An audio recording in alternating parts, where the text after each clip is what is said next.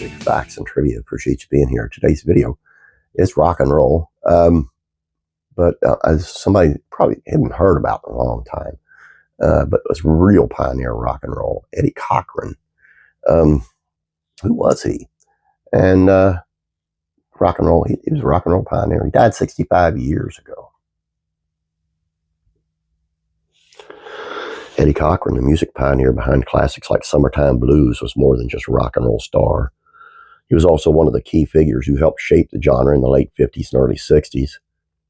His brief but impactful career and fashion choices made him a defining voice of a teenage rebellion, influencing generations of musicians after him, including the iconic Paul McCartney. Though he sadly only lived to be 21, his music continues to resonate with fans and artists alike. Let's remember his legacy on the anniversary of his death, which was April 17, 1960. Who was Eddie Cochran? Born on October 3rd, 1938, in Albert Lee, Minnesota, Cochran's family relocated to Bell Gardens, California, when he was young. His interest in music started early. He soon picked up the guitar and quickly began making a name for himself in local bands. After dropping out of high school to pursue his musical dreams, Cochran worked tirelessly, performing in clubs and recording demo songs. For a while, he teamed up with Hank Cochran, no relation, to perform as the Cochran Brothers.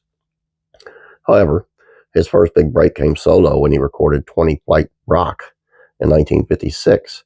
This track, which he performed in The Girl Can't Help It, starring the irreplaceable Jane Mansfield, introduced his signature blend of rockabilly and pop, setting the stage for his future hits. It marked the beginning of his quick rise to fame. In 1957, Cochran had signed to Liberty Records, and his career began to skyrocket. His hit Sittin' in the Balcony reached the top 20, while songs like Come On Everybody and Something Else gained popularity and solidified his place in rock and roll history. But his most famous song, Summertime Blues, co-written with his longtime collaborator Jerry Capehart, became an anthem for teenagers everywhere upon release in 1958. Hit the Billboard charts, peaking at number 8, and its catchy guitar riff and relatable lyrics made it a timeless classic. Cochran also dabbled in production, helped to arrange and produce many of his own songs. His rockabilly style had a major impact on the development of rock music, especially in terms of guitar techniques. In addition to his music career, Cochran had a significant influence on fashion and culture. His slick-back hair and leather jackets became iconic symbols for the rebellious rock and roll lifestyle in the 1950s. So what happened to Eddie Cochran? Tragically, Cochran's life was cut short when, while touring in the UK with Gene Vincent, the two were involved in a car accident after a performance in Bristol.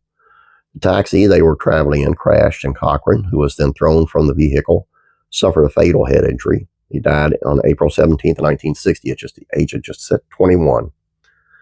After his death, his songs continued to chart, including My Way. His influence on other artists, particularly the Beatles, who admired his work, was immense. Paul McCartney, for example, famously learned to play 20 Flight Rock to impress John Lennon. Though Cochran's life and career were tragically brief, his legacy remained strong. Really, I would have been, it's another Buddy Holly for me. I would have real liked to have seen what would have happened to him if had he lived, and how huge he would have been. And sometimes I just wonder, and he'll always be the king of rock and roll, Elvis Presley, how big his status would have been had like Buddy Holly lived and Cochran lived and so forth and so on.